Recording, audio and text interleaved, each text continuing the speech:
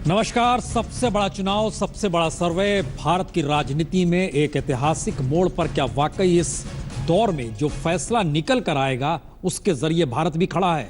और ऐसे मुद्दे जिसने पहली बार समूचे हिंदुस्तान को प्रभावित किया, क्या यह मान लिया जाए, वह मुद्दे ही इस दौर में चुनाव के जरिए निकल कर आएंगे कि क्या वो सरकार के साथ है या नहीं है। कई राजनीतिक प्रयोग अलग अलग तरीकों से हर जगह। जो दर्शक अभी हमारे साथ जुड़े हैं, हम ये बतला दें कि हम 4 राज्यों को लेकर आए हैं जिसके सर्वे हम लगातार दिखला रहे हैं। जो दर्शक अभी जुड़े हैं उनके लिए हम खासतौर से बहुत जल्दी में तत्काल बता देते हैं। गोवा सबसे छोटा राज्य इस दौर में, 40 सीटें हैं यहां पर। जो निकल कर आया सर्वे में, उसमें बीजेपी के हक में 43%, 35% कांग्रेस के हक में, आम आदमी पार्टी इसके बाद आएगा आपके स्क्रीन पर 8% और अन्य 14%। और गोवा में अगर इसे सीटों में तब्दील कर दें तो 40 सीटें हैं, इसका मतलब है 20 से ज्यादा जो भी होगा सत्ता में होगा। बीजेपी की सरकार है, बीजेपी सत्ता में लौट रही है सर्वे के मुताबिक। 22 से 25 सीट, 12 से 14 आम आदमी कांग्रेस आ रही है और आम आदमी पार्टी 1 या 2 ही सीट ले जा रही है। अन्य 1 से 5 का मतलब यह है कि उसमें वो गोमांतक पार्टी भी है, वहां पर आरएसएस तोड़कर निकले हुए शख्स की पार्टी भी है, वहां पर शिवसेना भी है, जो 1 से 5 आपको आंकड़ा दिखाई दे रहा है। इसके बाद है उत्तराखंड। उत्तराखंड में सीट 70 है, 44% बीजेपी सबसे आगे है। कांग्रेस की सत्ता है जो खिसक रही है, 35% वोट है। वहां पर बीएसपी भी चुनाव लड़ रही है जिसको 7% वोट है और अन्य के हिस्से में 14% है। लेकिन इसे अगर सीटों में बदल दें तो 70 का मतलब है 35-36 सीट चाहिए आपको, और उस लिहाज से बीजेपी वहां सत्ता बनाती हुई दिख रही है क्योंकि 44% वोट बड़ा अंतर है दूसरे पार्टी की तुलना में। इसको हम सीट में कन्वर्ट कर देते हैं, ये सीटों में कन्वर्ट किया और आपके स्क्रीन पे है 40 से 44 सीट। 23 से 27 सीट कांग्रेस यानी रावत की सरकार जा रही है, ये बहुत साफ इसमें नजर आ रहा है।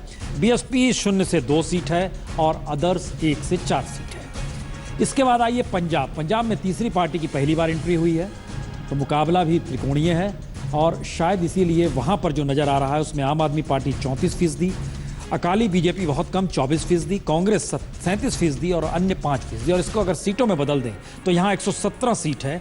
उस लिहाज से सत्ता में आने की स्थिति में कौन बनता है? कांग्रेस बन रही है 60 से 65 सीट के साथ। आम आदमी पार्टी दूसरे नंबर पर है 41 से 44 सीट के साथ। 11 से 15 सीट अकाली और कांग्रेस के साथ है। और उत्तर प्रदेश जिस पर लगातार हम चर्चा कर रहे हैं और लगातार स्थितियां देख रहे हैं, वहां पर 35% वोट बीजेपी के हक में। बड़ी पार्टी, सबसे बड़ी पार्टी 33% गठबंधन, समाजवादी पार्टी, कांग्रेस गठबंधन। उसके बाद बीएसपी 20.1%, अन्य 12%, 11.9%। इसको अगर सीटों में बदल दें तो यहां पर 403 यानी 202 का जादुई आंकड़ा वह किसी के पास नहीं आ रहा है। यहां पर आपके स्क्रीन पर नजर आ रहा है 180 से 191 सीट बीजेपी, 168 से 178 सीट समाजवादी और कांग्रेस। बीएसपी की स्थिति नाजुक 39 से 45, अन्य जो है 1 से 5 है। उत्तर प्रदेश का जिक्र हम लगातार कर रहे हैं क्योंकि उत्तर प्रदेश में क्या वोट का ट्रांसफर जातिगत तौर पे भी हो रहा है। लेकिन अब जो स्क्रीन पे आपके है इसमें कौन है सबसे लोकप्रिय सीएम का उम्मीदवार, यह बहुत महत्वपूर्ण इसलिए है क्योंकि बीजेपी ने किसी चेहरे को नहीं रखा है, लेकिन मायावती से ज्यादा लोकप्रिय राजनाथ सिंह रह चुके हैं राज्य में।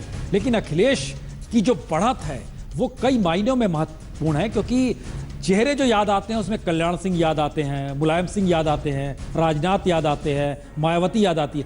अखिलेश नई पीढ़ी के प्रतीक के तौर पर हैं और युवा उत्तर प्रदेश भी है, युवा हिंदुस्तान भी है। और सबसे बड़ी बात है कि अखिलेश के साथ कोई बैगेज नहीं है कि हम साथ लेकर चल रहे हैं, सबको झटक दिया। और ये इमेज बिल्डिंग क्या वाकई कमाल की है या सिर्फ जो दिखाई दे रहा है आपके स्क्रीन पर 35% उतने तक है? क्योंकि दूसरी तरफ देखिए तो योगी आदित्यनाथ गुस्से में है इस दौर में, लेकिन 14% के साथ वह भी है बीजेपी में। बीजेपी के प्रदेश अध्यक्ष सिर्फ 2% के साथ, प्रियंका 1% है। उत्तर प्रदेश की राजनीति में इसका मतलब अगर प्रियंका 1% के साथ है तो एक मैसेज ये भी है कि चेहरे के भरोसे नहीं होगा, उसके लिए एक आधार चाहिए। और अगर 35% के साथ अखिलेश सबसे आगे हैं तो फिर एक दूसरा मैसेज भी है, अखिलेश इतने आगे हैं तो बड़ी पार्टी के तौर पर बीजेपी क्यों निकल कर आ रही है? ये एक ऐसे सवाल है जिन सवालों का जवाब हम लगातार खोजने की कोशिश भी कर रहे हैं कि ये सर्वे के मतलब जब निकाले जाएंगे तो किस रूप में।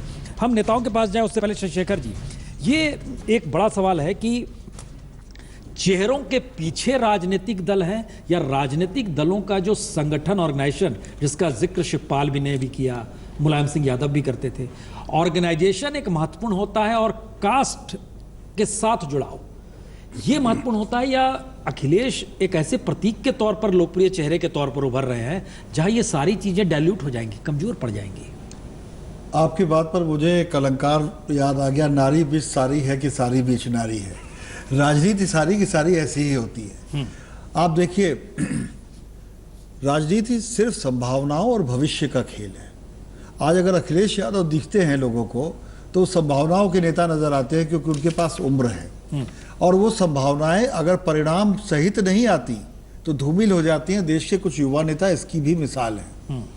तो ये एक ऐसी चीज है जो एक दूसरे को सपोर्ट करती है। जहां तक जाति की बात है या धर्म की बात है, ये एक बेस प्रदान कर देती है हिंदुस्तान की राजनीति में कि ये आपका बेस वोट बैंक है या ये आपका आधार है, आप इसके आगे बढ़ सकते हैं।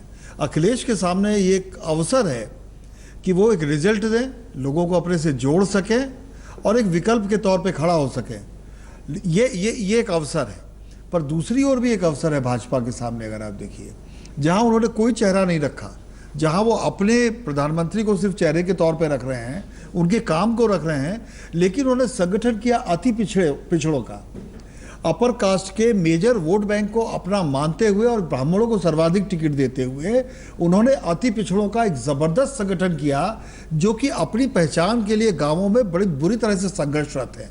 उनको ये लगता है कि यादवों ने वो कैप्चर कर लिया, जो पिछड़ों का एक दबदबा होना चाहिए था, इसमें हमारी हिस्सेदारी हो।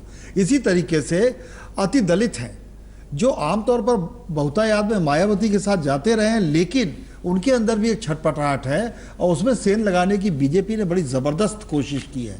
ब्रिजलाल जो डीजीपी हुआ करते थे और जो मायावती के बड़े क्लोज थे, उनको उन्होंने टिकट दी। अच्छा, आप जो बता रहे हैं हम उस हिस्सों में गए नहीं, हम सिर्फ upper caste, Muslim, OBC, Yadav, schedule caste, schedule tribe में रहे हम। आप जब जिक्र कर रहे हैं तो अब हम स्क्रीन पे चाहेंगे वो भी निकल कर आए कि हमने जैसे ओबीसी को भी बांटा, कुर्मी में, लोधी में, अदर बैकवर्ड में, जाट को अलग बांटा, SC ST में शेड्यूल ट्राइब अलग था, जाट अब अलग था, नॉन जाट अब अलग था। हम ये भी स्क्रीन पे दिखाने की कोशिश करते हैं। लेकिन शरद प्रधान जी, आप चूंकि अब लखनऊ से जुड़ चुके हैं, ये सवाल तो वाकई हर जहन में है कि मुलायम सिंह होते तो ये नहीं कह पाते कि आपने हमारा मैनिफेस्टो चुरा लिया, बीजेपी को विकास का एजेंडा चुरा लिया आपने हमारा, हम जो कर रहे थे वो आप, क्योंकि विकास की लहर, विकास का नाम नरेंद्र मोदी ने गढ़ा, 2014 के चुनाव में जमकर गढ़ा, उत्तर प्रदेश की राजनीति में जबरदस्त भागीदारी और जीत भी मिल गई उनको। कमोवेश वही भाषा हम देख रहे हैं, अखिलेश भी बोलने लगे हैं अब यूपी में। ये राजनीति जो है अखिलेश के साथ फिट बैठ रही है या चैलेंज कर रही है मोदी की उस छवि को, जो छवि 2014 में थी? क्या लगता है? देखिए, ये बिल्कुल एक चैलेंज, बड़ा भारी चैलेंज हो गया है मोदी के लिए अखिलेश द्वारा, और जिसका कि जो सामने दिखने लगा उस दिन, जिस दिन अमित शाह ने मैनिफेस्टो यहाँ लखनऊ में लॉन्च किया भाजपा का, वो ऐसा लगने लगा, हम सबको लगने लगा कि ये कॉपी पेस्ट हो रहा है समाजवादी पार्टी का, और उसमें बहुत सी ऐसी चीजें हैं जो ऑलरेडी लागू कर चुके हैं अखिलेश यादव। और मैंने स्वयं ये सवाल उनसे पूछा अमित शाह से, तो उनका जवाब इतना हास्यास्पद आया, क्योंकि जब वो कहने लगे कि लैपटॉप के साथ हम 1 GB इंटरनेट फ्री दे रहे हैं। अब आप बताइए, इतनी बड़ी पार्टी जो देश को राज कर रही है, वो उसके पास ऑफर करने को अखिलेश के मैनिफेस्टो या अखिलेश के अचीवमेंट्स के अलावा सिर्फ एक ही चीज सामने थी उनको आई कि 1 GB का इंटरनेट। आजकल के जमाने में 2017 को या तो वो उनको जानकारी नहीं है कि 1 GB इंटरनेट क्या होता है। मतलब उससे इतनी माहौल हो रहा है कि समझ में नहीं आता कि इतनी बड़ी पार्टी इस तरीके का मैनिफेस्टो कैसे बना सकती है जो लगे कि एक नकल कर दी गई समाजवादी पार्टी की। ठीक, ओके, नहीं, ठीक है, आपने एक अच्छा, एक बड़ा शानदार उदाहरण दिया। हम जवाब लेंगे। शहनवाज जी भी हमारे साथ जुड़े हुए हैं, कांग्रेस के नेता संजय जी भी जुड़े हुए हैं। लेकिन संजय पुगलिया जी, ये जिस बात का जिक्र हम करना या समझना चाह रहे थे, यही वो पॉइंट है स्पार्क का, जहां पर अखिलेश 35% के साथ सबसे बेहतरीन चेहरा नजर आ रहे हैं कि उनके पीछे ना तो वो पुराना समाजवाद है, ना वो पुराना ढोंग है, ना वो दबंगई है। एक सीधा सरल सा लड़का है, पढ़ा लिखा है, जो निकल पड़ा है और लोग देख रहे हैं, अच्छा वाकिफ सर का तो पुराने नेता है। क्या यही स्पार्क है क्या? बिल्कुल, बिलो एवरेज परफॉर्मेंस के बावजूद इनकम्बेंसी को यूं डिफ्लेक्ट कर देना और ऐसा विश्वास प्राप्त कर लेना, ये बड़ा चौंकाने वाला है। थोड़ा आगे चल के हमको समझना पड़ेगा। तो एक बात बताइए, मुजफ्फरनगर में दंगे हो रहे थे, सैफई में नाच हो रहा था, बीजेपी ने नारा दे दिया और हर जगह सिनेमा हॉल में जाइएगा तो यही चलता है सबसे पहले, लोग भूल जाएंगे। ये बिल्कुल नहीं भूलना चाहिए कि आपने बाद में क्या किया कि दंगा होने देंगे और मुआवजा और एम्बुलेंस की पॉलिटिक्स करेंगे, बीमा देने की पॉलिटिक्स करेंगे। शुरू के साल 2 साल लोग भूले नहीं होंगे, लेकिन कई बार क्या होता है कि डेमोक्रेसी में कुछ चेक एंड बैलेंस की बात आती है और इमेजिनेशन कैप्चर करने की बात आती है। अखिलेश ने अपने खिलाफ सारे बैगेज, लिगेसी, गुंडा राज, चाचा पापा ताऊ और ये सांप्रदायिक ध्रुवीकरण को पीछे निकाल करके आगे बढ़े हैं। तो ये ना समझें कि उनकी चतुराई के कारण वोट मिल रहे हैं, कहीं पब्लिक का मूड वो पढ़ रहे हैं कि शायद एक वैकल्पिक राजनीति यूपी में जैसे बिहार में खड़ी हुई, वहां उनको जमीन उसकी दिख रही होगी। एक जो सबसे बड़ी, अखिलेश इसलिए भी चमकदार दिख रहे हैं 35% के साथ, जो बीजेपी ने बड़ा रिस्क लिया है। बीजेपी ने यहां मुख्यमंत्री का चेहरा नहीं उतारा। आप कल्पना करिए, कलराज मिश्रा को जानने वाले कम से कम हर जिले में लोग हैं मौर्य साहब के सामने। राजनाथ सिंह को कौन नहीं जानता होगा। यूपी जैसे राज्य में आपके नाम पर राज होगा, ये नहीं चाहिए युवा आबादी को। ये चाहिए कि आपका ये मुख्यमंत्री बनेगा और हम उस पर भरोसा करते हैं। बीजेपी के मुख्यमंत्री का चेहरा अनुपस्थित होना शायद बीजेपी के लिए नुकसान दे रहा है और अखिलेश उसमें ज्यादा उभर करके दिखते हुए सामने आ रहे हैं, क्योंकि होप और प्रॉमिस। इसलिए मुझे लगता है कि मोदी जी ने जो 2014 में किया, कहीं ना कहीं से अखिलेश उसको मिरर कर रहे हैं। Young, across the cast community appeal और होप और संभावना despite not so great performance. Okay, हम नेताओं के पास जाए। उर्मिलेश जी, एक सवाल ये, जो इमेज बिल्डिंग हुई है अखिलेश की, बहुत बड़ा हाथ मीडिया का है, टेलीविजन का दौर है, सोशल मीडिया का दौर है, प्रचार चल रहे हैं, खूब पैसा दिया जा रहा है, ब्रांड के तौर पर रख दिया जा रहा है। लेकिन उत्तर प्रदेश के भीतर घुसिएगा तो यहाँ की जो सामाजिक आर्थिक परिस्थितियाँ हैं, क्या ये टकराएंगी नहीं? और ये 3-4% का खेल नहीं लगता है? देखिए, सबसे दिलचस्प बात यह है कि इस वक्त भारत की राजनीति में जितने प्रमुख दल हैं और जितने प्रमुख नेता हैं, वो सभी अपनी पार्टी, अपने कार्यकर्ताओं के बल पर अपनी इमेज नहीं चमकाते। वे अमेरिका, जापान और दुनिया के बड़े देशों से बाकायदे एक्सपर्ट्स लेते हैं और उनसे इमेज बिल्डिंग कराते हैं। हम सब जानते हैं अखिलेश यादव की इमेज बिल्डिंग कौन करा रहे हैं, कौन उसके पीछे मैनेजर्स हैं, बीजेपी के कौन मैनेजर्स हैं, मोदी जी के कौन रहे हैं, सब जानते हैं हम, और जनता भी जानती है। लेकिन एक बिरादरी हो। हाँ, लेकिन मेरा ये कहना है कि ये जो दौर भारतीय राजनीति का है, जब कार्यकर्ता खत्म है, पार्टियां खत्म है, इमेज बिल्डर्स आ गए हैं, इस दौर में भी लोग इश्यूज को, मुद्दों को भूले नहीं हैं। उत्तर प्रदेश में अखिलेश यादव अगर परसेप्शन के लेवल पर आगे हैं तो इसलिए आज हैं क्योंकि पीछे इतनी खराब इमेजेस रही हैं, इतने खराब चेहरे रहे हैं, इतना खराब काम रहा है गवर्नमेंट्स का, कि ये कुल मिलाकर लगता है कि एक बेहतर चेहरा है जो हमें ठीक ठाक कुछ दे सकता है, एक भरोसा। दूसरी बात जो बहुत संक्षेप में जोड़ूंगा, उत्तर प्रदेश का हाल इतना बुरा है कि अगर मैं अमर्त्य सेन और थॉमस पिकेटी जैसे लोगों को कोट न भी करूं तो एजुकेशन में 52% बच्चे उत्तर प्रदेश के निजी स्कूलों में जा रहे हैं। जब हम लोग बच्चे थे उत्तर प्रदेश में पैदा होकर तो ये स्थिति कम से कम नहीं थी। 70-80% क्या 90% बच्चे सरकारी स्कूलों में जाते थे, वहीं से IAS बनते थे, वहीं से इंजीनियर बनते थे, वहीं से और कामों में जाते थे। हालत यह है प्राइवेटाइजेशन का एजुकेशन में कि प्राइमरी एजुकेशन 52%, कमाल है। हेल्थ सेक्टर में एम्बुलेंस आ गई है, लेकिन टोटल एक्सपेंडिचर कितना है, जितना सेंट्रल गवर्नमेंट का उतना। सेंट्रल गवर्नमेंट का कितना है? 59,000 करोड़ में हमारा महादेश 36 लड़ाकू विमान खरीदता है और 36,000 करोड़ सिर्फ हेल्थ पर बजट हमारा है। सर 23,000 करोड़ या 29,000 करोड़ तो एजुकेशन पे हिंदुस्तान का, उसमें हम ये बताइए। ये जो हम इसको हम लोग हैं लगातार हैं। ये संजय झा जी, इलेक्शंस में ये मुद्दा क्यों नहीं बनता? कांग्रेस ने शुरुआत तो की थी 27 बरस बदहाली की, लगा वाकई उसके जहन में कोई एक बड़ा विजन है, वो समझ रही है, वो दौर अलग था, ये दौर अलग है। लेकिन वो कौन सी परिस्थितियां आती चली गई जहां चूज आपने जब किया तो उस बदहाली पे अखिलेश का कारपेट बिछा दिया।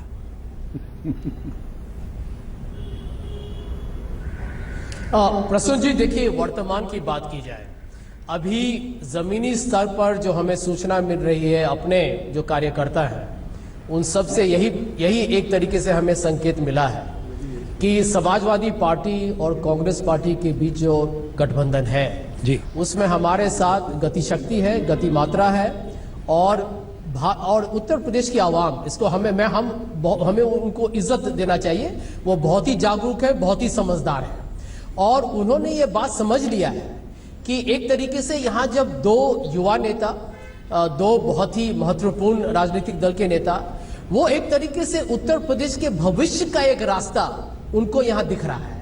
और ये जो आपने जो चुनावी जो जुमले जो मोदी जी ने 2014 में किए, उसका 3 साल के बाद अब लोगों उसका भंडाफोड़ हो चुका है। तो लोगों ने देखा है कि आपने सुरेश राणा का बयानबाजी देखा होगा, योगी महाराज, ये लोग तो खुलेआम एक धार्मिक ध्रुवीकरण का एक रणनीति कर रहे हैं। ये यही दिखाता है कि भारतीय जनता पार्टी जब से हमारी गठबंधन हुई है, तो उसके बाद जो रफ्तार, अभी तो ऐलान ही हुआ है, इस बीच में जो रफ्तार आई है, इससे भारतीय जनता पार्टी एक तरीके से सांप्रदायिक राजनीति और करेगी। इसलिए योगी आदित्यनाथ, संजीव बलियान, संगीत सोम, ये लोग, अभी साक्षी महाराज, इन लोगों से आप बहुत ही एक घटिया तरीके के राजनीति की आप उम्मीद कर सकते हैं। क्योंकि यदि अमित शाह जी कैराना और वो अयोध्या के बारे में बात कर रहे हैं, और वो मैनिफेस्टो भी समाजवादी पार्टी से चोरी करते हैं, तो यही दिखाता है कि इनके पास न नेतृत्व है उत्तर प्रदेश के लिए, न उत्तर प्रदेश के भविष्य के लिए इनके पास कोई रास्ता है। तो मैं समझता हूं कि अच्छा विकल्प और एक ऐसा विकल्प जो लंबे दौर तक उत्तर प्रदेश को आगे बढ़ाएगा, एक प्रगतिशील सोच और एक धर्मनिरपेक्षता के साथ, क्योंकि उत्तर प्रदेश में ढेर सारे हमारे धर्म के लोग हैं, जाति के लोग हैं, इन सब को ले जाने में समाजवादी पार्टी और कांग्रेस का गठबंधन जरूर सफल होगा। तो हमें यह बताइए, जब प्रेस कॉन्फ्रेंस चल रही थी, उसमें जब सवाल पूछा गया मायावती को लेकर और बीएसपी को लेकर राहुल गांधी से, तो उन्होंने बड़ी तारीफ की, काशीराम की भी तारीफ की, मायावती की भी तारीफ की। क्या ये संकेत है कि 11 तारीख को अगर रिजल्ट आपके गठबंधन के अनुकूल नहीं होता है और मायावती के साथ जाने पर भी सरकार बन जाए, तो वह भी एक स्वर्णिम भविष्य होगा यूपी का? प्रसून जी, मैं तो यही कहूंगा कि श्री राहुल गांधी जी का सोच, बहुत सारे जो आजकल के राजनेता हैं जो काफी, मैं समझता हूं, भयानक और भयंकर उनका एक नकारात्मक सोच है, उससे उनका बहुत अलग है। आपको याद होगा कि एक रैली में लोगों ने कहा था नरेंद्र मोदी मुर्दाबाद, तो श्री राहुल गांधी जी ने क्या कहा था कि ये हमारा कांग्रेस पार्टी का ये सोच नहीं है, ऐसे नारे आप मत लगाइए। और आप यदि श्री राहुल गांधी जी के पिछले 10 साल में उन्होंने नीतीश कुमार की प्रशंसा की हमारे महागठबंधन से पहले, उन्होंने कभी भी इस बात पर हिचकिचाया नहीं है यदि कोई हमारे प्रतिद्वंदी हो, लेकिन वो दुश्मन नहीं होते हैं। तो मैं समझता हूं कि उनका ये कहना कि मायावती जी की पार्टी सांप्रदायिक राजनीति जो भारतीय जनता पार्टी करती है, जो विभाजक है, जो समाज को तोड़ सकता है धर्म को लेके, मैं समझता हूं कि उनका कहना बिल्कुल उचित था। शाहनवाज जी, मतलब उनको राहुल गांधी की सौम्यता याद है, हमें बहुत चीज़ बताना पड़ता है कि कब उन्होंने क्या मनमोहन सिंह का आदेश को फाड़ दिया, क्या क्या किया था, छोड़िए उसे। यूपी का चुनाव है और यूपी के चुनाव में ऐसा मैसेज ऐसा आ रहा है, हमारे सर्वे में तो बीजेपी सबसे आगे है, लेकिन एक मैसेज ये आ रहा है कि यूपी के चुनाव के केंद्र में मोदी, उनकी सोच, उनकी थ्योरी, केंद्र सरकार की नीतियां, वो आकर खड़ी हो गई है।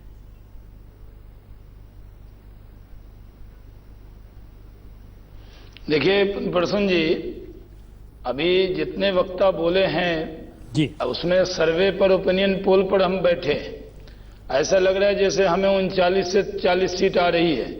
हमारी सीटें आप ओपिनियन पोल में ज्यादा दिखा रहे हैं और आलोचना हमारी ज्यादा हो रही है। गुणगान सीटें बीजेपी की ज्यादा आई, गुणगान अखिलेश यादव जी का हो रहा है और राहुल गांधी जी की दूरदृष्टता का हो रहा है। सवाल यह है कि भारतीय जनता पार्टी जो वहां पे चुनाव के मैदान में है, अगर ये ओपिनियन पोल आपको, हम तो इससे बहुत आगे होने वाले हैं, लेकिन अगर आपका ये ओपिनियन पोल हो, तो हमने जब सीएम का उम्मीदवार घोषित ही नहीं किया तो उनकी लोकप्रियता पर क्या पैमाना होगा, ये तुलना कैसे हो जाएगी। हम तो आपको बहुत जिम्मेदारी से कहते हैं कि भारतीय जनता पार्टी ये मानकर चलती है कि अखिलेश यादव अपनी नाकामी पर, मथुरा में पार्क के कब्जे पर पर्दा डालना चाहते हैं, गुंडागर्दी पर, दंगे पर, अपनी नाकामी पर पर्दा डालने के लिए पहले पिता पुत्र के झगड़े में पूरे मीडिया को उस पर व्याख्यानमाला के लिए आमंत्रित किया। उसके बाद अभी फिर कांग्रेस यूपी को साथ पसंद है का नारा देके वो दोनों आ जाएंगे। मुलायम सिंह जी ने कहा कि अगर ये अकेले लड़ते तो 4 सीट नहीं आती। जिस कांग्रेस की कोई खुद की हैसियत नहीं, जो 75% सीट पर लड़ नहीं रही है, कांग्रेस मुक्त हो गई 75% सीट और सिर्फ 25% उनको सीट मिली है, वो कांग्रेस क्या मदद कर देगी राहुल गांधी जी की? फोटो अपॉर्चुनिटी बहुत अच्छी हुई है, मैं मानता हूं। हमें लग रहा है कि जो इश्यूज थे शहनवाज जी, उत्तर प्रदेश के जो मुद्दे हैं, हमको लगता है उन मुद्दों पर हमको आ जाना चाहिए। मैं एकदम मुझे आप 1 मिनट दे दें, 20.1 दे दें, हम 20 मिनट बाद शामिल हुए आपके डिबेट में, तो मुझे 1 मिनट और दे दें, 30 सेकंड दे दें, मैं इसको कंक्लूड कर लूं कम से कम। तो मैं आपसे कहना चाहता हूं कि एजेंसी शामिल हो गई, पिता पुत्र का झगड़ा रखो, राहुल गांधी जी की फोटो रखो, प्रियंका जी ने तालमेल करा दिया, इसको चर्चा में रखो, दो। यूपी में असल मुद्दा यह है कि यूपी का नौजवान अपने को, तो सर्वे का मिजाज तो यही कहता है कि बीजेपी के लिए अच्छे दिन इसलिए क्योंकि गोवा में सरकार बच रही है, उत्तराखंड में सरकार बन रही है और यूपी में सबसे बड़े राजनीतिक दल के तौर पर उभर रहे हैं। अच्छे दिन तो हैं। हालांकि पंजाब में खिसक रही है, लेकिन उसमें अकालियों का राज है, अकालियों के साथ खड़े हैं, तो ऐसे में नहीं। लेकिन हमको लगता है कि अब इस दौर में समझना होगा, तमाम जगहों पर सर्वे दिखाए जाते हैं। हम आपको पहले दिखा दें कि जितने भी सर्वे दिखाए गए हमने सबको समेट लिया। अब जरा ये देखिए कि अलग अलग सर्वे क्या कहता है। बीजेपी के हक में उत्तर प्रदेश में हम जो दिखा रहे हैं 180 से 91 सीट, वीएमआर 202 सीट दे रहा है, हंसा 192 से 196 सीट, लोक नीति जो है उसने बिल्कुल उलट दिया है, 118 से 128 सीट, वीडीपी 207 सीट। ये अलग अलग चैनल और अखबारों ने इसका प्रयोग किया है। इसका मतलब है लोक नीति बिल्कुल नहीं मान रहा है कि यूपी में बीजेपी आ रही है। बाकी तमाम दल सबसे बड़े पार्टी के तौर पर यूपी में देख रहे हैं बीजेपी को। समाजवादी कांग्रेस के हक में एक लिहाज से समझे तो वह सबसे बड़े राजनीतिक दल के तौर पर लोकनीति उभार रही है, 187 से 197 बहुमत के बेहद नजदीक आते हुए। लेकिन हंसा और एक्सिस पोल जो हम कर रहे हैं वह सबसे बड़े राजनीतिक दल पे नहीं है, वो दूसरे नंबर पर है। हंग असेंबली की स्थिति है, वीएमआर 147 सीट दे रहा है और वीडीपी 128 सीट दे रहा है। और तीसरी स्थिति जो बीएसपी की है, बीएसपी का एक लिहाज से देखें तो सिर्फ लोकनीति जिसका जिक्र बार बार हो रहा है, ये 212 के चुनाव वाली स्थिति ही है। जब 80 सीट उसको आई थी तो 76 से 86 सीट आप देख रहे हैं, अन्यथा तमाम जगहों पर उसकी सीटें कम हो रही है। तो मायावती के लिए चिंता का विषय तो बहुत जबरदस्त है, क्योंकि उन्हीं का वोट बैंक माना जाता था कि वो एक तरीके का है।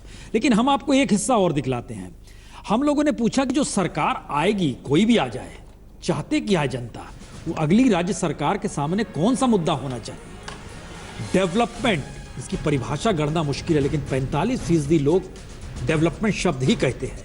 रोजगार 19%, सड़क बिजली पानी 15%, सरकार में बदलाव जो चेंज होता है वो करना चाहिए जो अलग अलग माध्यमों से होता है 7%, लॉ एंड ऑर्डर का बात लगातार जिसका जिक्र सिर्फ 6% लोगों की राय है लॉ एंड ऑर्डर। एजुकेशन जिसका जिक्र प्रमेश जी आंकड़ों के साथ कर रहे थे, 3% लोगों की राय शिक्षा को लेकर है। महंगाई 3%, करप्शन 1%। इसके अलावा किसान का मुद्दा बार बार छूट जा रहा है, उसको लेकर भी 1% ही राय है। इसका मतलब है राजनीतिक तौर पर जो शगुफा, जो जुमला उछाला गया डेवलपमेंट का, वह लोगों के जहन में है। और मुश्किल यंगस्टर के साथ है एम्प्लॉयमेंट अपॉर्चुनिटीज। ये सारे मुद्दे, संजय जी आप जवाब भी देना चाह रहे थे, हम जरा संजय झा के पास चल रहे हैं, पहले कांग्रेस के नेता जो हैं वो उस समय जवाब भी देना चाह रहे थे जो शहनवाज जी ने कहा। लेकिन जनता के जहन में जो मुद्दे हैं और राहुल गांधी जिन इश्यूज को उठाते हुए प्राइम मिनिस्टर मोदी को कटघरे में खड़ा करें, बीजेपी को कड़े सांप्रदायिकता का सवाल उठाएं, देश बांटने का जिक्र करें, ये मुद्दे यूपी के लोगों के जहन में आ नहीं रहे हैं, कहीं पच नहीं पड़ रहे हैं। तो क्या ये मुश्किल नहीं है कांग्रेस के लिए?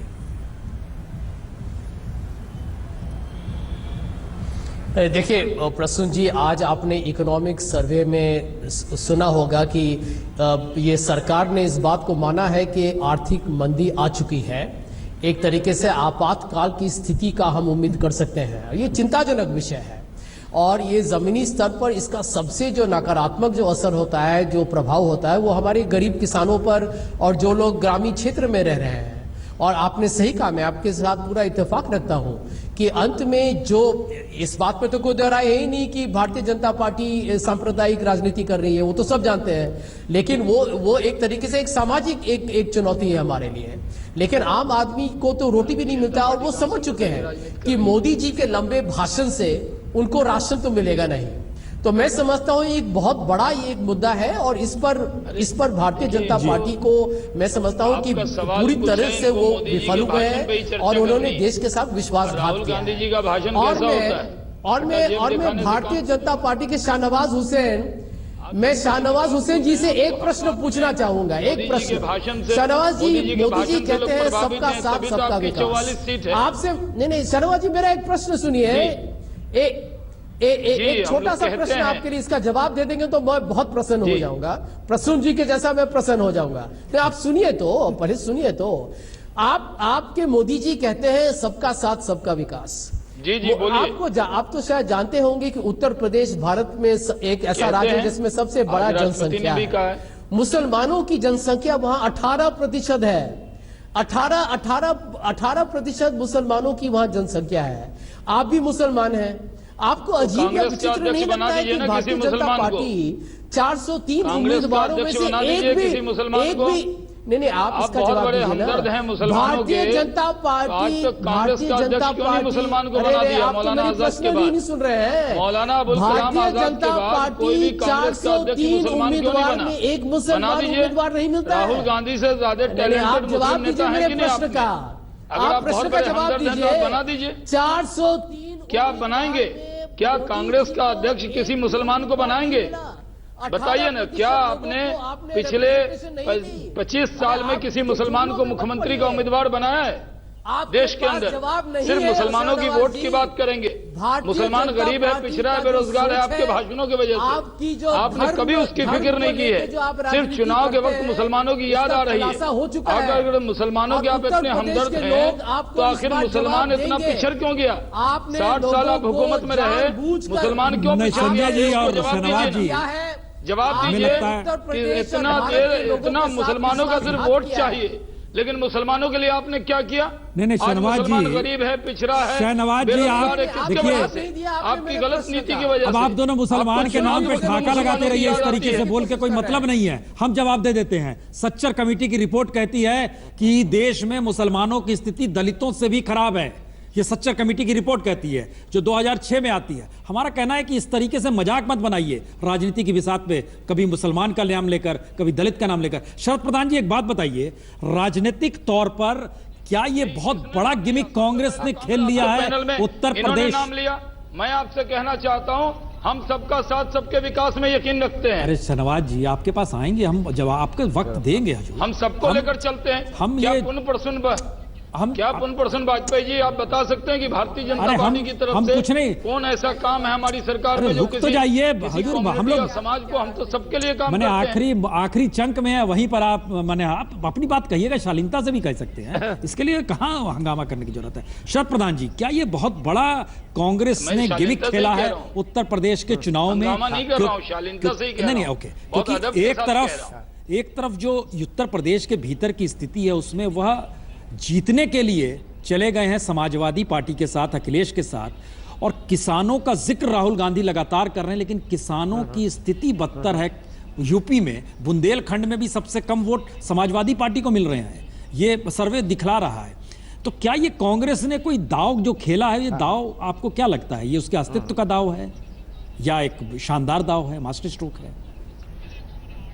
नहीं, देखिए, जहां तक कांग्रेस का सवाल है, कांग्रेस और समाजवादी पार्टी दोनों को इस बात का एहसास है कि इस वक्त मुस्लिम वोट बड़ा क्रूशल है, और दोनों का जो गठबंधन भी हुआ है वो मुस्लिम वोट को ही टारगेट करने के लिए किया है, क्योंकि उनको लगता है कि ये प्रोजेक्ट करके एक परसेप्शन उन्होंने क्रिएट कर दिया है कि यही एक गठबंधन है जो कि भाजपा से लड़ने की शक्ति रखता है, और इससे इनको उम्मीद है, और ऐसा जाहिर भी हो रहा है कि मुसलमानों का अधिकतर वोट जो है वो इस गठबंधन के साथ जाएगा, यही सोच लेकर के कि बीजेपी की टक्कर यही दे सकता है। संजय पुगलिया जी, क्या मुस्लिम वोट बैंक ही एक मिनट, मुस्लिम वोट बैंक ही है जिसके आधार पर यह गठबंधन का खेल खेला गया है?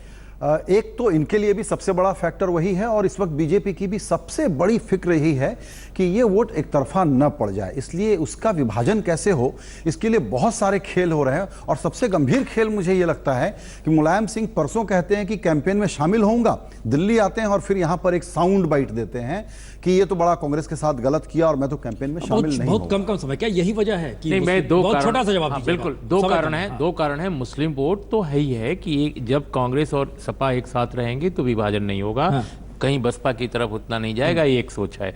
दूसरा, जो मैं पहले भी कहा कि 2019 के लिए कांग्रेस को लग रहा है कि समाजवादी पार्टी उसकी एक महत्वपूर्ण एलाई होगी अखिलेश यादव के नेतृत्व में, और हम बसपा को भी बाद में जोड़ेंगे, इसीलिए बसपा के बारे में बहुत ही आलोचनात्मक टिप्पणी नहीं की उन्होंने। क्या मुस्लिम ये वोट 2019 की तैयारी तरह है। बना दिया गया उत्तर प्रदेश की राजनीति में? पूरे देश में बनाया गया, पूरे देश में बनाया गया। मुस्लिमों और दलितों के साथ इस देश में जो हुआ है, तो वो तो एक राजनीतिक विषाद के मोहरे रहे हैं। तो मायावती तो यही कहती है कि दोनों एक साथ मिल जाइए आप लोग। और इसमें उनके अपने बीच से निकले हुए नेता भी दोषी हैं, ऐसा नहीं है कि कोई दूसरा दोषी है, दूसरा ही दोषी है। शहनवाज जी, आप जवाब भी देना चाह रहे थे, लेकिन एक सवाल भी है कि वाकई मुस्लिम वोट बैंक का जिक्र आते ही बीजेपी के भीतर से ये सवाल भी आता है, आप एक टिकट तो दे देते किसी मुस्लिम को, माने कोई मैसेज कन्वे तो होता है इस देश में।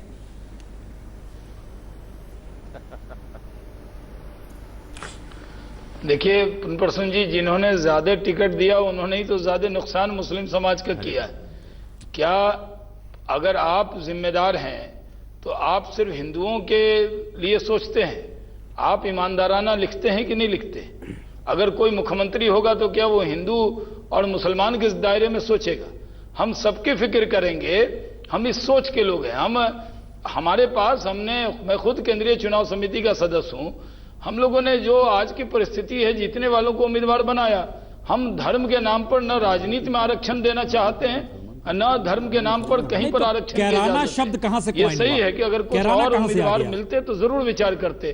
अब नहीं दिया, जानबूझ के नहीं दिया ऐसा नहीं। हमने मणिपुर में एक टिकट दिया है एक मुस्लिम को, उसकी तो चर्चा कहीं नहीं हुई। और अगर एक दे देते तो आप कहते एक क्यों दे दिया? दिक्कत यह है कि जिम्मेदारी से सरकार बनाएंगे, जीतते नहीं है तो शासन देंगे, विकास युक्त शासन देंगे, सबको साथ लेकर चलेंगे। ये तो स्वयं जीते आप मंत्री बन पाएंगे?